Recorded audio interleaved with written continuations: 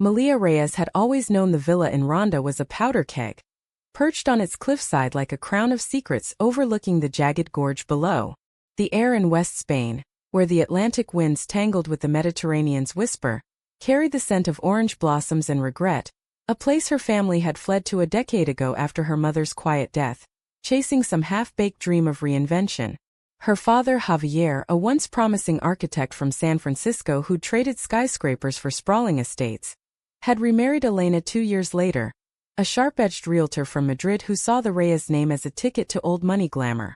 Malia, at 23, was the loose thread in their carefully woven tapestry, too American in her faded Levi's and sarcasm, too Spanish in her unyielding fire, and now irrevocably too herself in a way they couldn't stomach. The party was Javier's 50th, a lavish affair under the villa's pergola strung with fairy lights that flickered like hesitant stars against the deepening indigo sky. Guests, expats from the American colony in Marbella, local elites sipping Rioja, milled about with the false ease of people who pretended not to notice the cracks in the facade. Malia had arrived late, her heart a war drum from the afternoon's confession.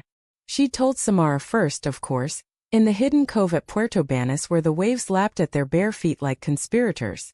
Samara Khalid, 24, with her sun-kissed caramel skin, cascade of black curls that caught the sea spray like jewels, and eyes the color of aged whiskey, warm, knowing, dangerous. They'd met 6 months ago at a poetry reading in a dimly lit cafe in Malaga, where Samara, a Moroccan-American artist on a fellowship from UC Berkeley, recited verses about fractured identities that made Malia's chest ache with recognition. What started as shared cigarettes and late-night sketches over tapas had bloomed into stolen kisses behind graffiti-covered walls, hands intertwined under cafe tables, whispers of futures neither dared voice aloud. Samara was Malia's anchor in the expatriate driftwood of their lives, Javier's American nostalgia clashing with Elena's rigid Spanish propriety. That afternoon, as the sun dipped toward the Strait of Gibraltar, Malia had traced the curve of Samara's jaw with trembling fingers. "I'm telling them tonight," she'd said, the words tasting like salt and resolve. "About us. About me." Samara's laugh had been soft, a rumble like distant thunder, pulling Malia closer until their foreheads touched. "And if they shatter?" Samara murmured, her thumb brushing Malia's lip. "Then we rebuild, mi amor. Brick by broken brick." Now, hours later, the words hung in the air like smoke from Javier's cigar. Malia had cornered him by the fountain, the water's gurgle masking her urgency. "Dad, there's someone. Her name's Samara. She's everything." Javier's face had crumpled into that familiar mix of pride and bewilderment, clapping her shoulder with a gruff. "As long as she treats you right, kiddo. Bring her around sometime." But Elena had overheard, materializing from the shadows like a storm cloud, her martini glass clutched like a weapon. The slap echoed longer than the glass's shatter. Malia's world tilted, the partygoers' faces blurring into a watercolor of horror, Mrs. Hargrove from the book club gasping into her pearls, Señor Lopez averting his eyes to his espadrilles. Elena's voice followed, venom-laced and theatrical. "This is how you repay your father's hospitality? Parading your perversion like it's some trendy vice from those godforsaken states." Javier finally turned, cigar dropping ash onto his pressed slacks, his mouth opening and closing like a landed fish. "Elena, enough." But Malia didn't wait for the fracture lines to spiderweb further. She bolted, skirt whipping against her thighs as she fled through the olive grove, the stones of the path biting into her sandals. The gorge yawned below, a black maw swallowing the last light, and she collapsed against a gnarled trunk, sobs racking her frame. Her cheek throbbed, a brand of rejection that seared deeper than skin. How many times had she rehearsed this? The careful scripts of acceptance, the Hallmark family hugs she'd seen in movies back in California. But here in this borrowed Spanish idyll, love was still a scandal, a stain. Her phone buzzed in her pocket. "Samara. Where are you? The party's a circus without you." Malia typed back with shaking thumbs. "Ruined it. Come get me." Minutes stretched like taffy until headlights pierced the dusk, Samara's rented Fiat sputtering up the drive like a getaway car. She didn't ask questions, just wrapped Malia in her arms, the scent of jasmine oil and sea salt a balm against the chaos. They drove in silence to Samara's tiny apartment in the old town, a third-floor walk-up with peeling frescoes and a balcony overlooking the Plaza de la Merced. Inside, Samara guided her to the worn velvet couch, fetching ice wrapped in a dishcloth for the swelling. "Talk to me," she said, kneeling between Malia's knees, her hands steady on her thighs. The words tumbled out then. Malia's confession, Javier's half-nod, Elena's fury. Samara listened, her face a mask of quiet rage, until Malia finished with a hollow laugh. "I thought Spain would be different. Freer. But it's just the same old cage, different bars." Samara cupped her face, thumbs tracing the edges of the bruise. "You're not caged, Malia. You're a force. And if they can't see that..." She leaned in, their lips meeting in a kiss that was fierce and tender, a promise etched in breath. They didn't make love that night.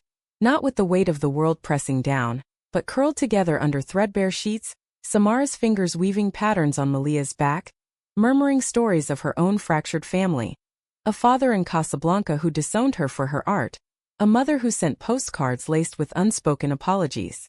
By morning, the villa's fallout had spread like wildfire through WhatsApp chains. Javier called at dawn, his voice gravelly with hangover and guilt. "Malia, come home. We talk." Elena's regretting. But regret from Elena was a serpent's hiss, beautiful but deadly. Malia hung up, staring at the sea from the balcony, the waves a relentless sermon on persistence. Samara joined her, 2 mugs of café con leche steaming between them. "What now?" Samara asked, her curls wild from sleep.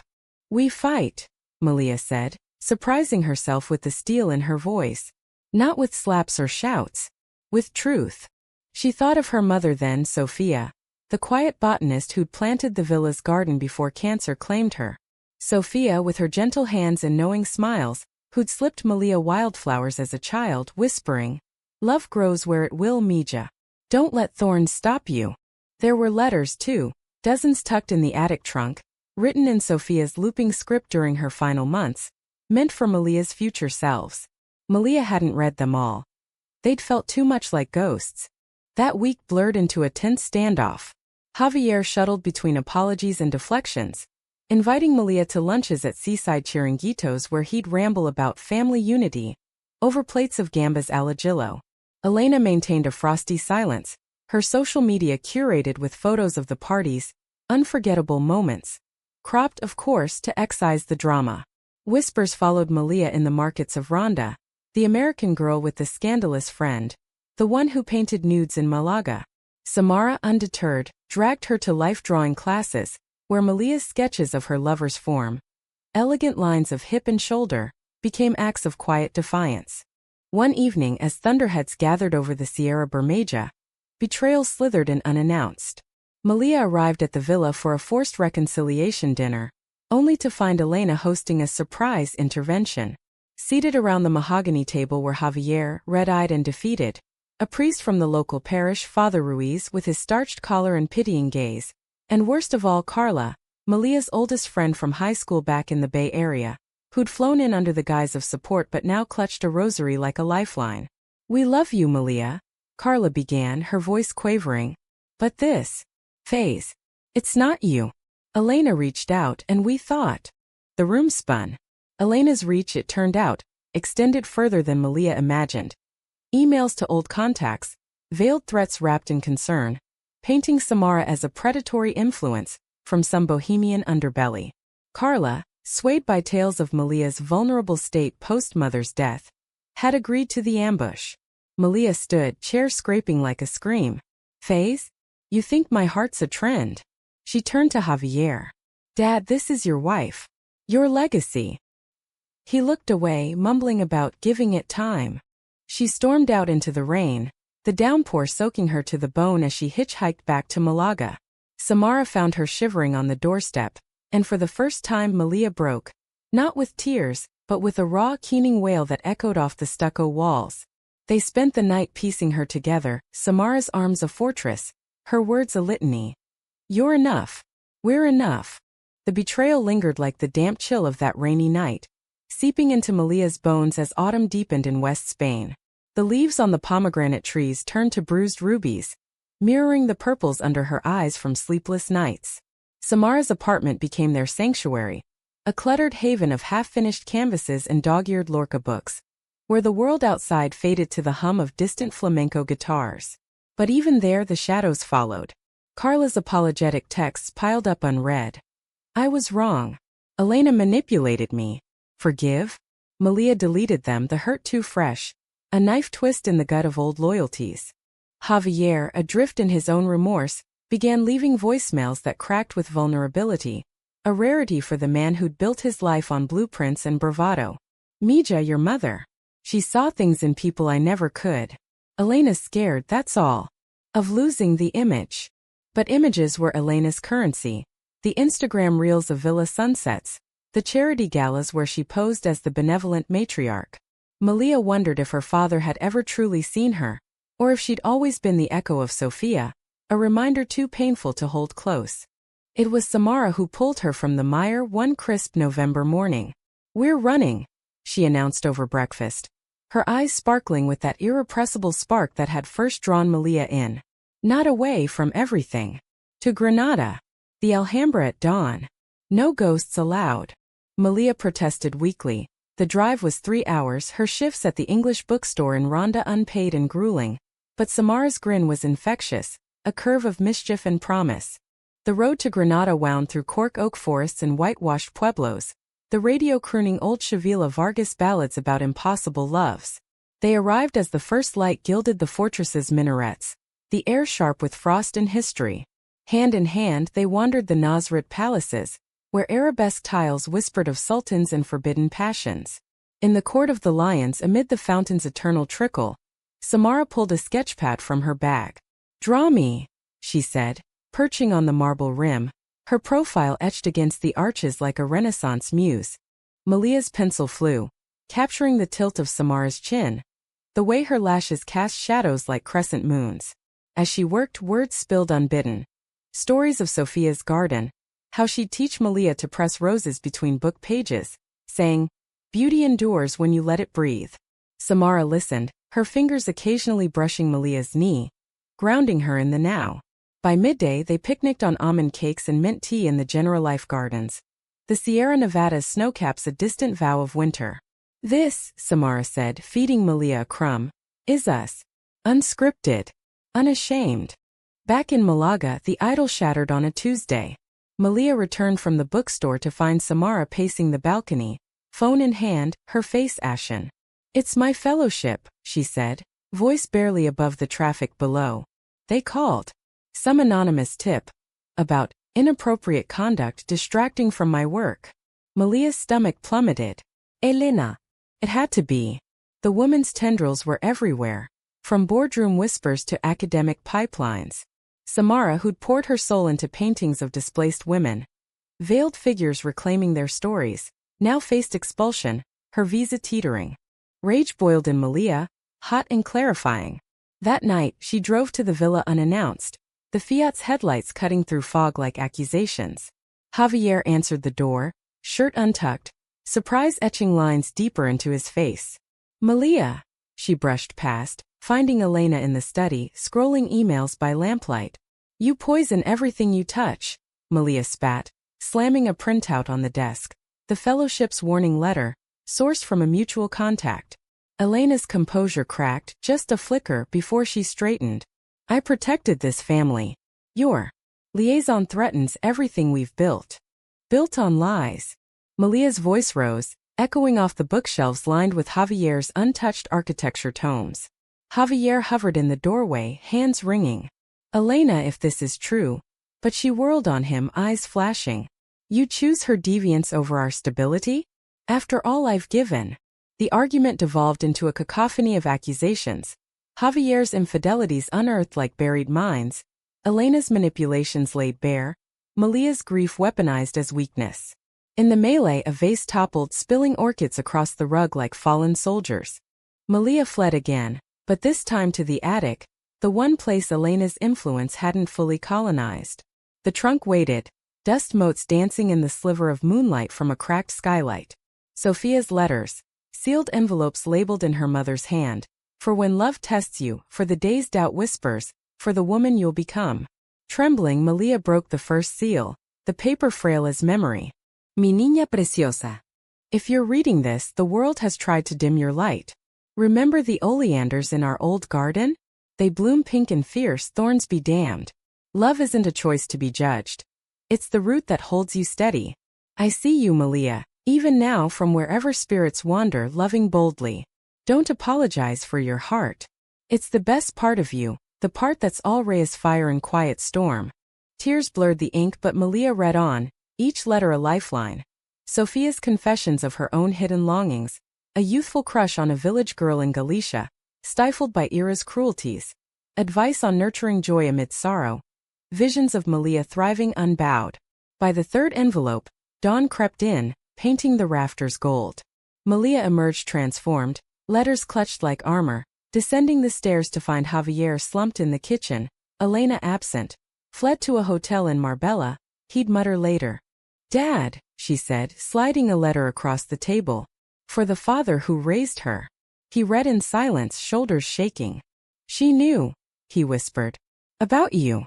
About us all. The conversation stretched into hours, raw and unvarnished. Javier's guilt over burying Sophia's spirit in this gilded exile, his blindness to Elena's control, the fear that had kept him silent. For the first time, Malia saw him not as the flawed patriarch, but as a man adrift, yearning for the daughter he'd lost to his own inaction. They parted with a tentative hug, Javier promising to confront Elena, to fund Samara's appeal if needed. Malia returned to Malaga lighter, the letters a talisman in her bag. Samara greeted her with open arms, sensing the shift. What changed? She asked as they swayed to a street busker's guitar. My mother, Malia replied. She always knew. Winter crept in with sirocco winds, scattering almond blossoms like confetti. Samara's fellowship teetered, but a counter-letter from mentors, outraged by the smear, swayed the committee. Elena's silence grew, a vacuum filled by Javier's small gestures, tickets to a flamenco show in Seville, where Malia and Samara lost themselves in the raw stomp of heels and cries of duende. Yet the conflict simmered, a pot left too long on the flame. Christmas approached Rhonda like a reluctant guest. The streets strung with luminarias that cast wavering shadows on adobe walls. Malia and Samara decorated the apartment with scavenged ornaments, painted sardine tins from the market, strings of dried figs, and hosted a solstice dinner for outcasts. A queer expat poet from New York, a trans barista from Gibraltar, friends who'd carved their own families from the expatriate mosaic. Laughter filled the room, spiced with tagine and mulled wine, a defiant warmth against the chill. But as the new year dawned, the storm Elena had brewed finally broke.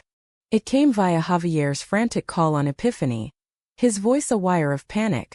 She's leaving me, Malia. Filed papers this morning. Says the family's irreparably damaged. Blames you, us, everything.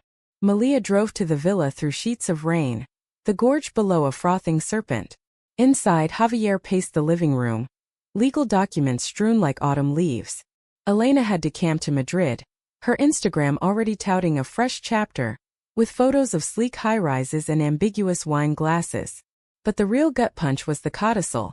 She'd contested Sophia's will, claiming the villa's garden, Sophia's legacy, as joint marital property, threatening to raise it for a pool pavilion. Malia's blood ran cold. That garden. Rows of lavender and rosemary Sophia had coaxed from rocky soil. A living testament to resilience. Over my dead body, Malia snarled, snatching the papers. Javier Nadid. Hello. Fight her, Mija. For your mother. For us. United in grief, they hired a lawyer from Malaga. A no-nonsense woman named Isabel with a buzz cut and a penchant for underdog cases. The battle lines drew. Depositions in stuffy offices. Affidavits from neighbors attesting to the garden's cultural value. Elena's team countering with claims of modernization. Amid the legal fray, Malia and Samara's love deepened. A quiet river carving canyons in the chaos. Weekends found them hiking the Caminito del Rey, the wind-whipped walkway clinging to cliffs like a dare. Samara would pause at vistas, sketching the infinite blue, while Malia read aloud from the letters, for when storms rage, anchor in what endures. One afternoon, as eagles wheeled overhead, Samara turned to her. Marry me, she said, not a question but a vow, pulling a ring from her pocket. A simple band of twisted silver, forged from a Moroccan artisan. Malia's yes was a sob, sealed with a kiss that tasted of salt wind and forever. But betrayal's echo resounded in unexpected quarters. Carla resurfaced, arriving uninvited at the bookstore with a bottle of manzanilla and eyes red-rimmed. "I flew back," she said, voice small. "Elena's poison. It got to me. But seeing you now with Samara, God, Malia, you're radiant.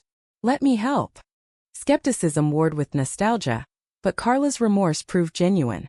She testified at the hearing, recounting Elena's manipulative calls, her voice steady as she faced the judge's gavel. "It wasn't concern," Carla admitted. "It was control." The climax erupted in a Marbella courtroom on a sweltering February day, the air thick with jasmine and tension. Elena arrived in Chanel, her bob impeccable, flanked by solicitors like armored knights. Javier sat ramrod straight beside Malia, his hand finally finding hers, a bridge long overdue. Samara waited outside, her sketchpad a talisman, drawing the scene in real time. Justice as a flamenco dancer, fierce and unyielding. Isabel presented the case with surgical precision. Sophia's will unambiguous, the garden a protected heritage site under Andalusian law. Elena's actions a pattern of emotional coercion documented in emails and witness statements. When Elena took the stand, her facade cracked under cross-examination. "I acted for the family," she insisted, but her eyes darted to Javier, pleading. He met her gaze with quiet finality. "No, Elena. You acted for yourself." The judge ruled in their favor by afternoon. Garden preserved, Elena's claims dismissed, a restraining order on further interference. As they emerged into sunlight, reporters from the local expat rag swarmed, headlines brewing about family feud in Rhonda's elite circle.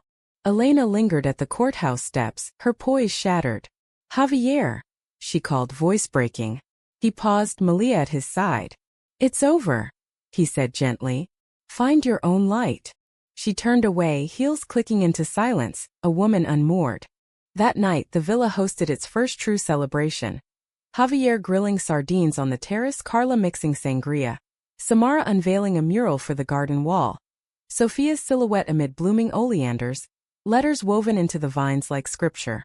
Malia danced with her father under the stars, his steps clumsy but earnest, whispering, she'd be proud. Later, alone in the garden, Malia knelt by Sophia's rosebush, unearthing the last letter. "For the victory you always deserved. My brave girl. If triumph tastes bittersweet, remember, it's the thorns that make the rose. You've loved through fire, and in that, you've honored every hidden heart before you. Carry this forward not as burden but as banner. The world bends to those who bloom unapologetic."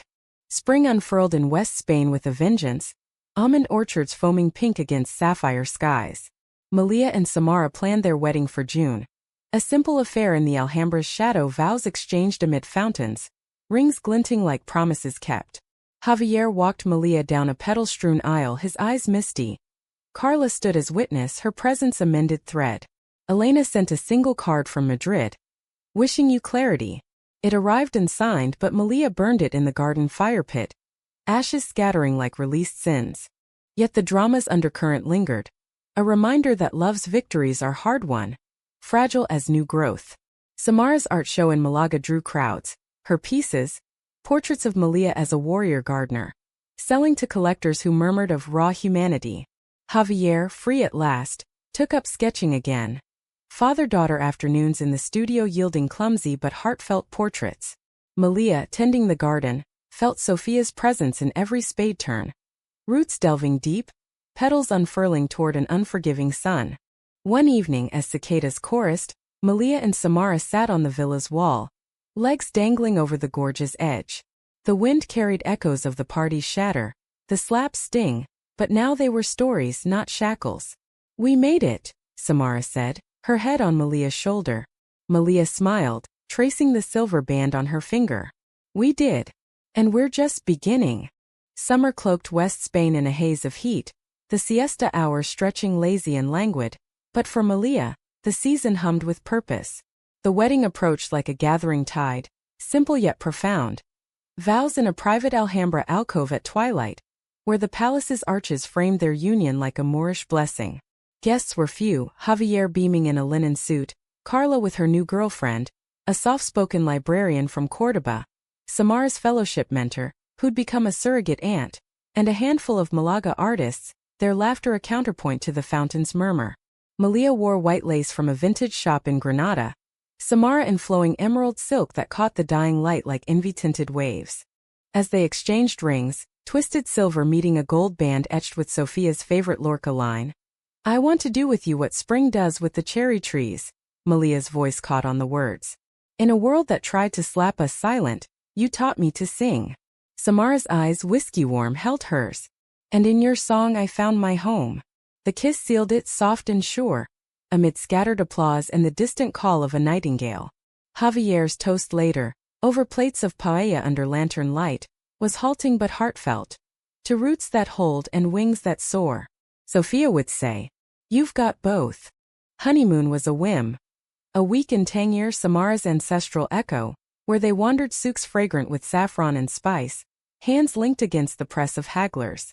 In a Riyadh courtyard beneath a canopy of bougainvillea, they danced to Nawa rhythms, bodies swaying in sync like they'd always known the steps. Malia traced the henna patterns Samara had inked on her palms, interlaced vines symbolizing endurance, and felt the last scars of winter fade. Betrayal's bite, Elena's slap, the intervention's sting. They were chapters closed, their narrative rewritten in laughter and touch. Back in Ronda, life settled into a rhythm both ordinary and sacred. Malia expanded her role at the bookstore, curating a shelf of LGBTQ+ voices. Audre Lorde beside local poets like Gloria Fuertes, drawing a quiet community of seekers. Samara's mural in the garden became a landmark, school groups sketching its lines, whispers of the lover's wall, weaving into local lore. Javier, newly single, dated tentatively, a widow from the market with a laugh like wind chimes, finding in her the gentleness Elena had eclipsed. Yet drama, that persistent shadow, resurfaced in autumn's amber glow. A letter arrived from Madrid, postmarked with Elena's elegant script. Not malice but a plea. "I've sold the flat. Starting over in Valencia. Therapy, they say. Regrets a hell of a teacher." Enclosed was a check, restitution for the legal fees, and a key to a storage unit in Marbella. Javier and Malia drove there together, the unit a time capsule of Elena's life. Photo albums of galas, a half-written memoir titled Facades, A Woman's Climb.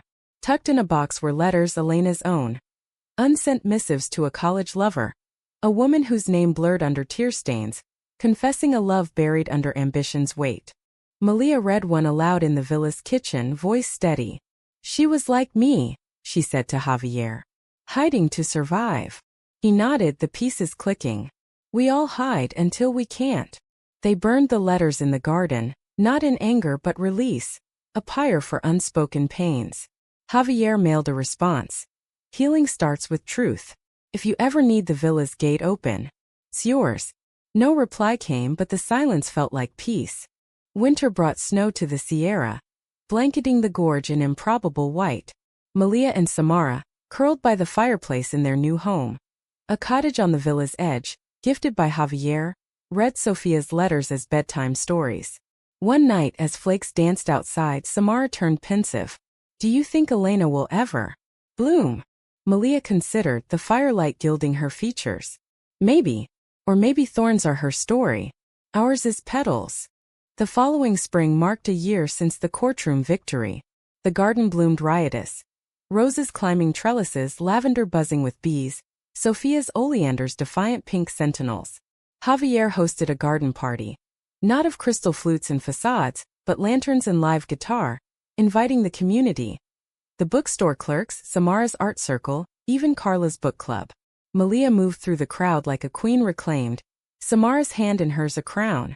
No slaps echoed, only toasts to resilience, to love's quiet revolutions. As dusk fell, Malia slipped away to the rosebush, kneeling to press a fresh bloom between pages of a blank journal. Her own letters begun, for the daughter or son they might one day welcome, or the selves they'd yet to meet. Samara found her there, wrapping arms around her waist. "Writing our legacy," she murmured. Malia leaned back, content. "Ours and all the hidden hearts before."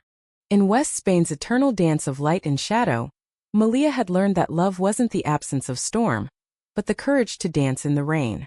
The slap at the party, the betrayal's blade, Mom's letters like buried gold. They'd forged her not into fragility but strength. A woman who loved fiercely, forgave humanly, and bloomed unapologetic. And in Samara's eyes she saw their future mirrored. Infinite, intertwined, unbreakable. The gorge below whispered on, carrying secrets to the sea, but Malia's story? It rose like the dawn, warm, unwavering, a light for wanderers yet to find their way.